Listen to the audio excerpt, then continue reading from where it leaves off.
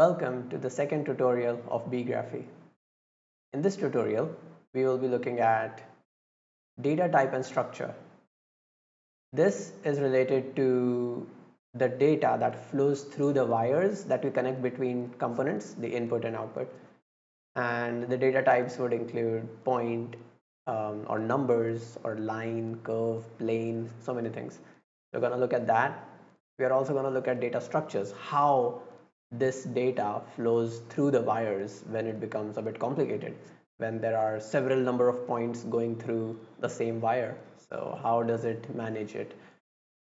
Secondly, we will look at different components such as rotate, move, sequence. Very simple.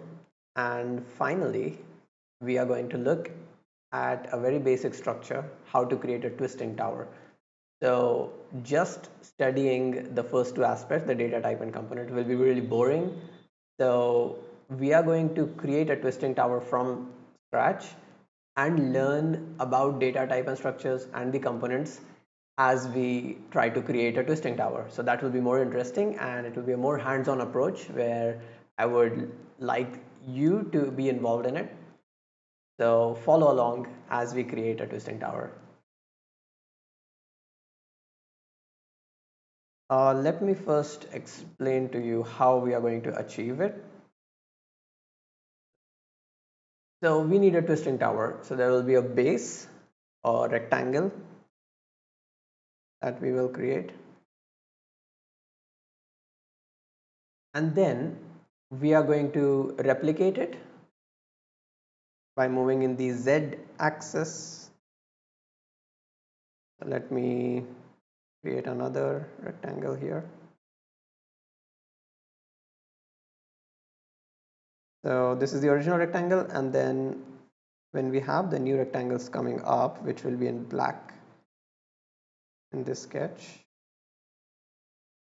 I've moved it up by, let's say, 3 units, and then I'm going to repeat this to create a series of rectangles, multiple floors for the building. Okay, so it's pretty simple. First we create a rectangle and then we move it up, but we move it up multiple times.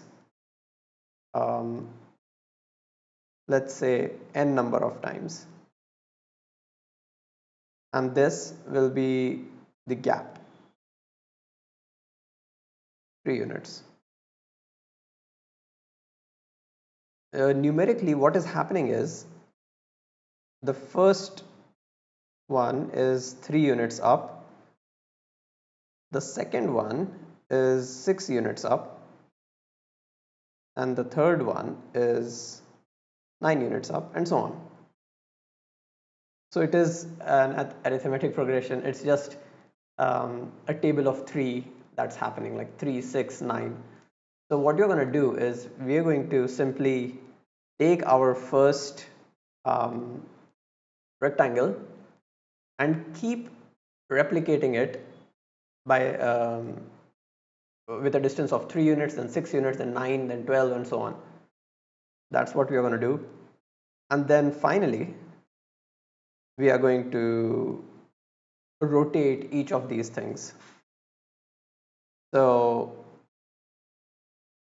let's say the first one.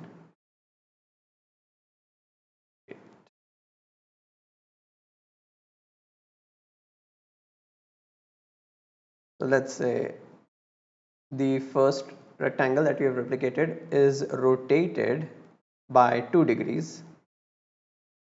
Then this one is rotated by 4 degrees. This one is rotated by 2, 4, 6 degrees, and so on. Okay, so there are two set of numbers that we have, 3, 6, 9, 12, and then 2, 4, 6, 8 for the rotation. And we need to somehow associate these numbers with the respective rectangles. So 3 is associated with the distance it has moved up, and it is associated with the first replicated rectangle. And also 2 degrees of rotation is associated with the first replicated rectangle, and then 6 units will be for this one, 4 degrees will be for the same thing.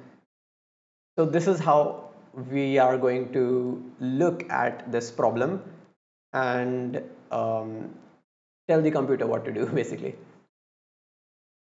So you open up your browser and then type in beegraphy.com. You got this page, you log in. I'm already logged in.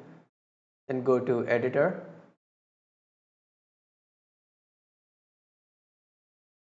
and let us create a new model, and we'll name it 02 tutorial twisting tower.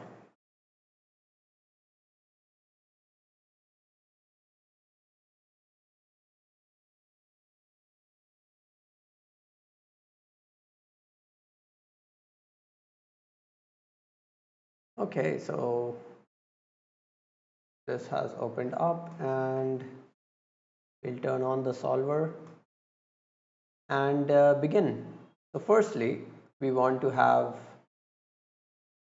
let's go to perspective. Firstly, we want to have a rectangle in our plane. Let me increase its size.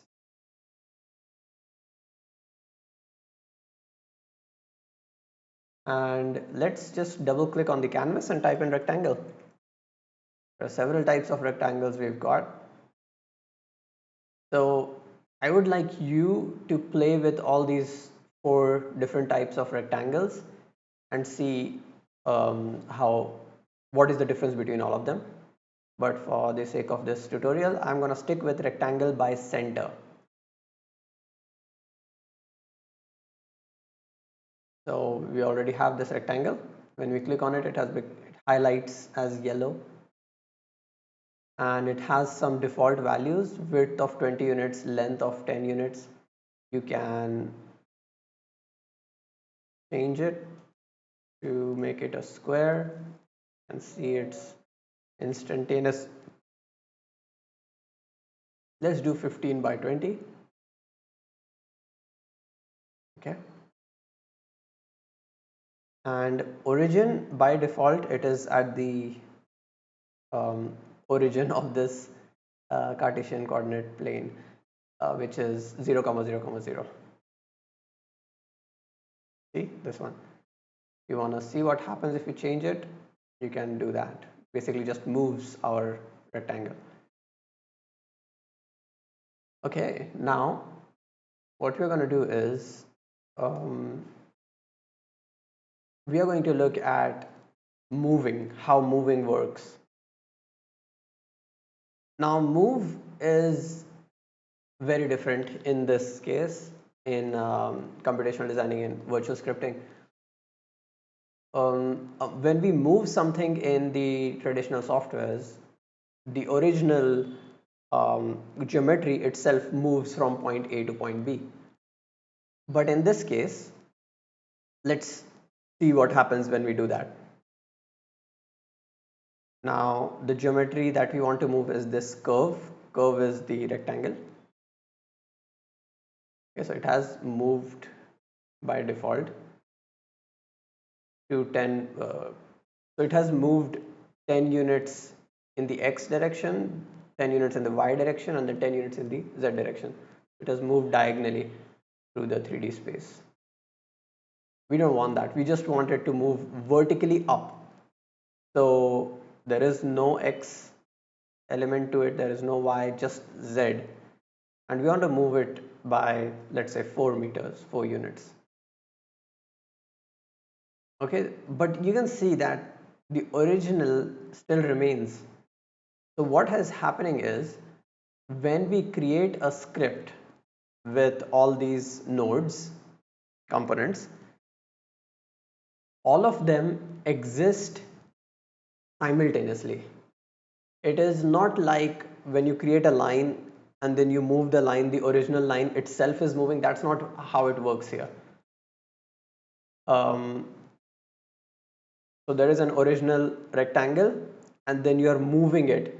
So the moved rectangle and the original rectangle both will remain, and this is a set of commands that we are giving. So if we change the original rectangle, its moved part or the moved rectangle will also change with it. I'll show you. So it's not that these two are independent entities. This is the original rectangle. If I change its width,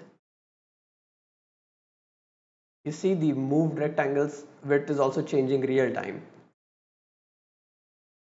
And if I even move the rectangle itself, the associated moved rectangle is also moving with it. And that's the beauty of it. Like from now on, whatever we do to this rectangle, creating this entire rotating structure or anything, if we change anything here, the entire tower is going to change, entire model is going to change, because that is the original geometry which is being transformed step by step. So yeah, just take a moment to digest this method. So all right, so we've moved and created like one floor. Now we want to do this multiple times. So I'm going to explain like what we want to do, and then I'm going to share with you another component which will help us to do this easily. If you remember in the sketch, this is what we wanted. The first rectangle is 4 units up, see z is equal to 4. The second floor is 8 units up, and so on. I'm just doing Control C, Control V, copy paste, and this will be 12 units up. So manually we can do this, but if it is like 100 floors, then it's very cumbersome to actually copy paste everything and then keep on increasing this till it reaches the desired number, and keep on doing that. And then if let's say the client says that we want 3.5 units floor height and not 4, then you're gonna change everything. Even if you put a slider and put it into all of these things, it's a very heavy script, unnecessarily heavy script. So we are going to use a command called sequence.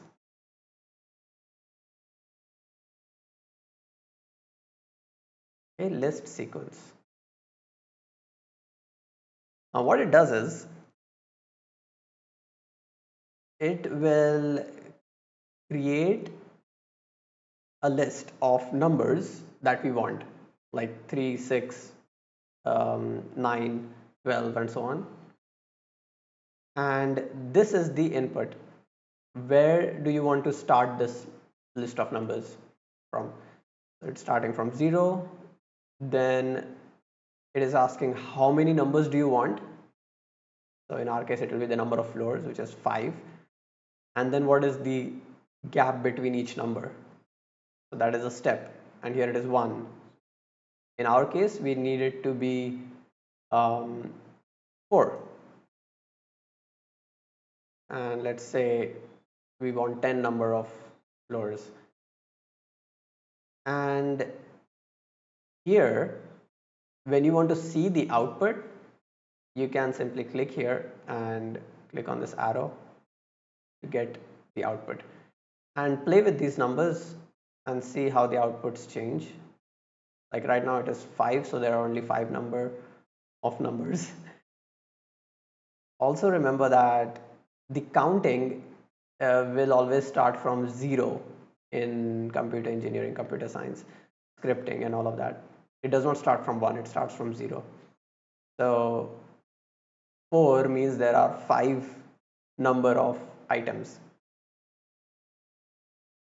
Now when we are talking about such words, list, items, these are actually technical terms that we use for this data structures.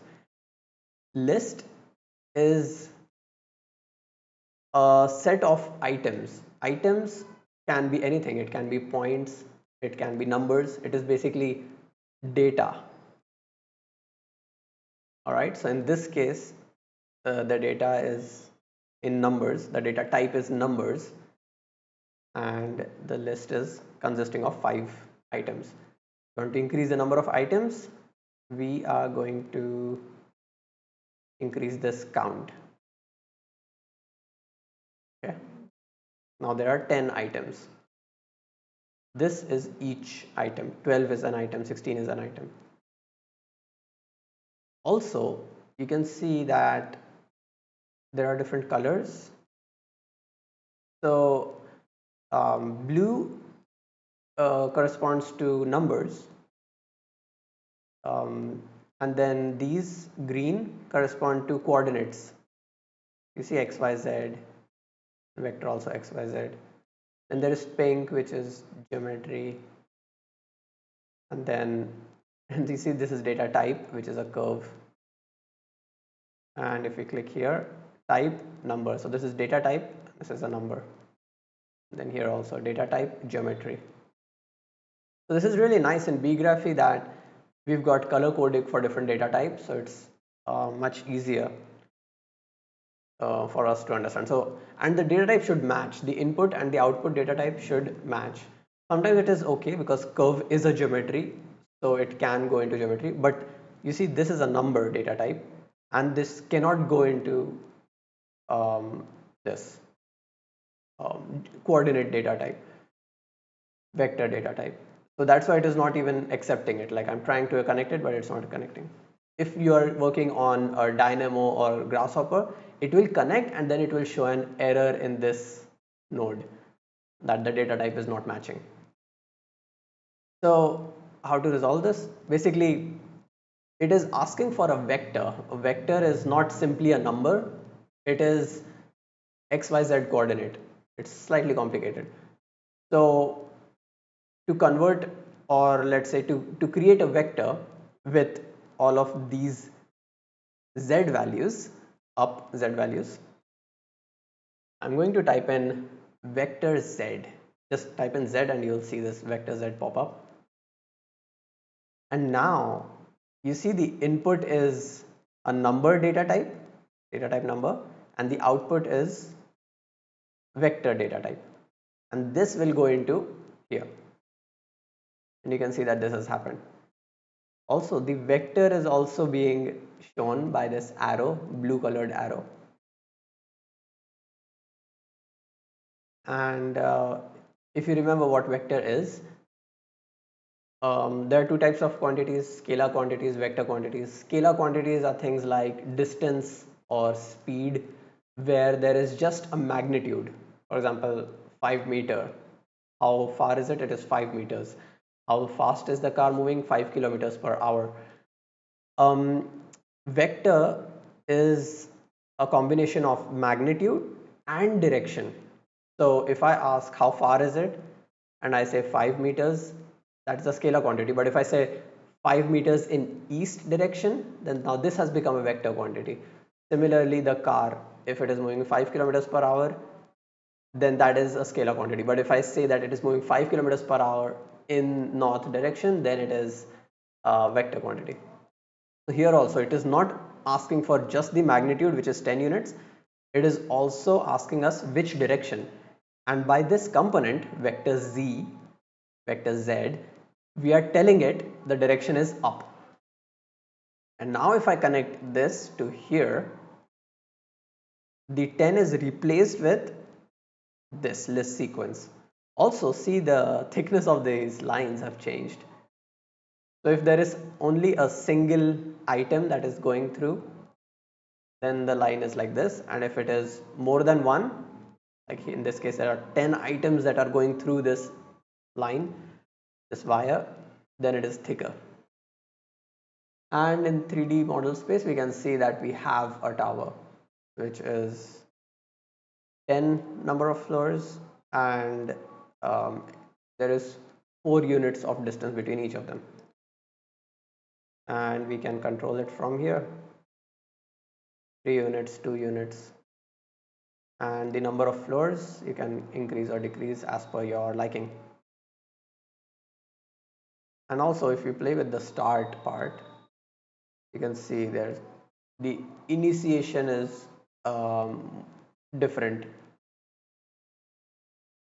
Okay, so right now I'm gonna just coincide with the base rectangle. All right, so the first step is done. We have created a series of rectangles. Now we want to rotate it. Each of these rectangles need to be associated with the required degree of rotation, like 2 degree, 4 degree, and so on. So let's look at the rotate command. This one, just simply rotate.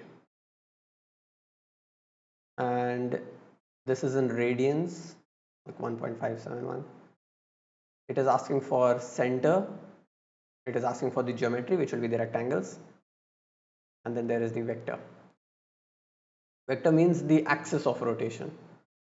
So by default it is 0, 0, 1. So it is what we want. It is perfectly correct. The center is also correct. We want it to rotate around the origin because our rectangle is also at the origin coincidentally. If the rectangle is moved, then it won't work. We will figure that out later. All right, so if we put this geometry in, it rotates by pi by 2, which is 90 degrees, which is 1.57 in radians. And if we type in radians to degrees, sorry, degrees to radians, because it is accepting radians, degrees to radians, then we'll be able to convert and put it into the angle correctly, because right now if you put in like 90, it won't be 90 degrees, it is 90 radians. So this component will convert 90 degrees into radians, and let me see what is showing, 1.57. Now it is 90 degrees, and you can see it is rotating slowly. Okay, that's 60 degrees and so on. I'm gonna take a range input so that we can change the numbers easily.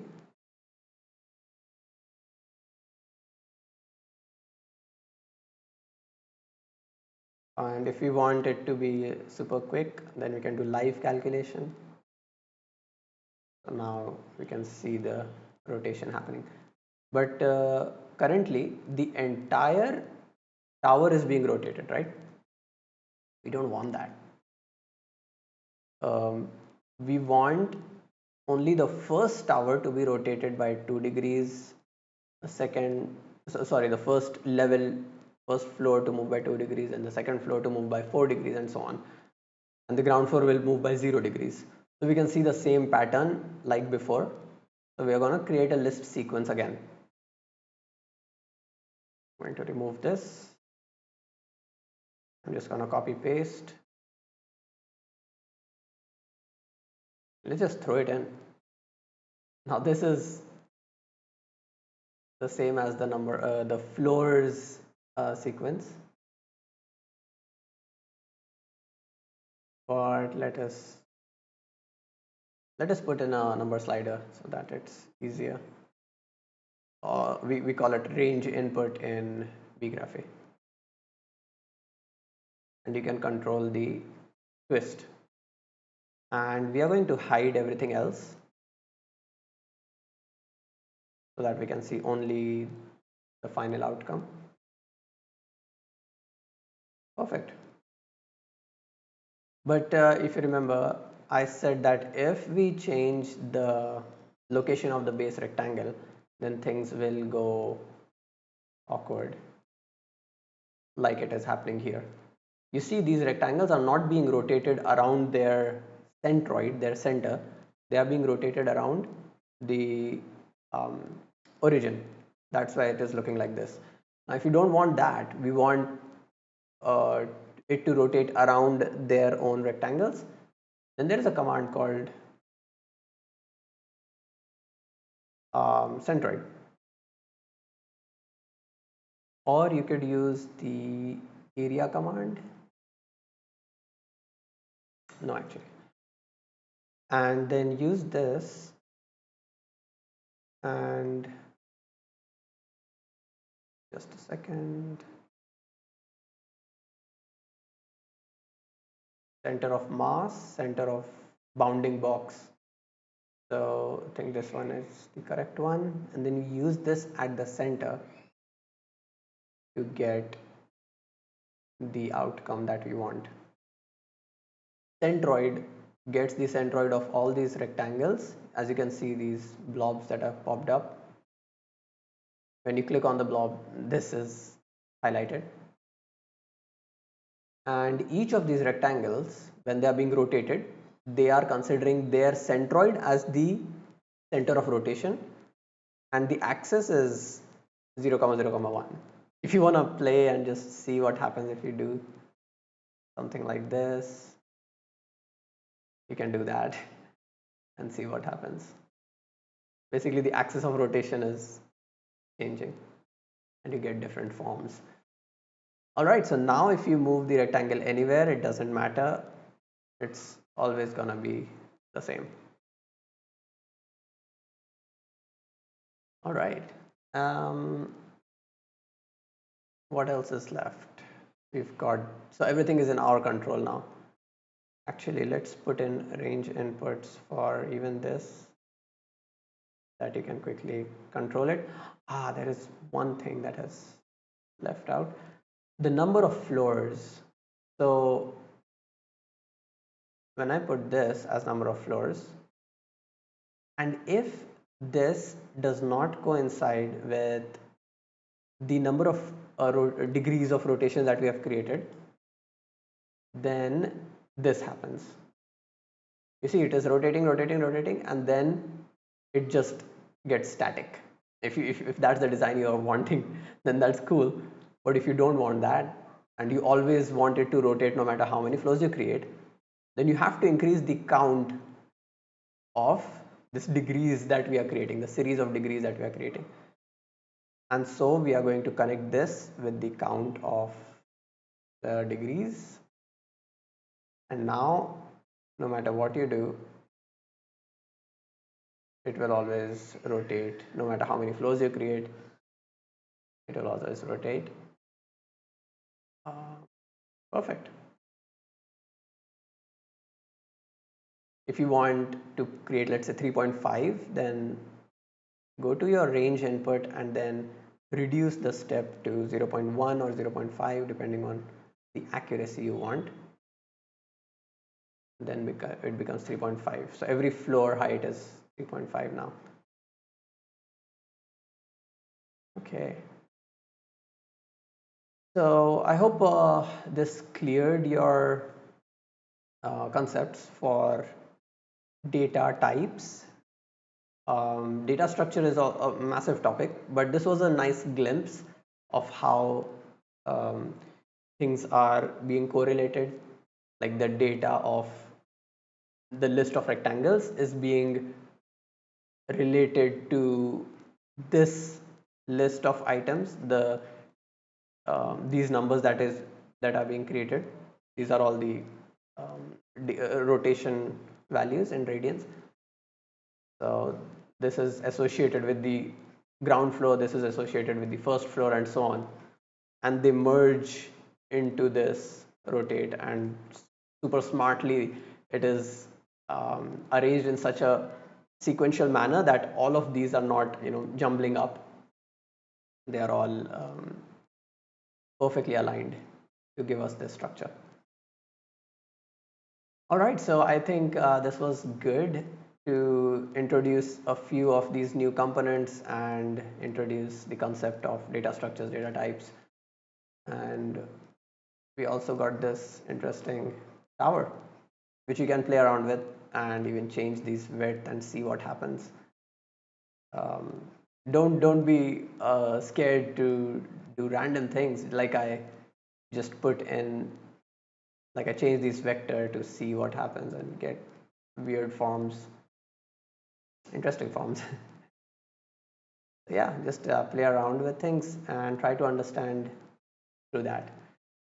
See you in the next one. Thank you.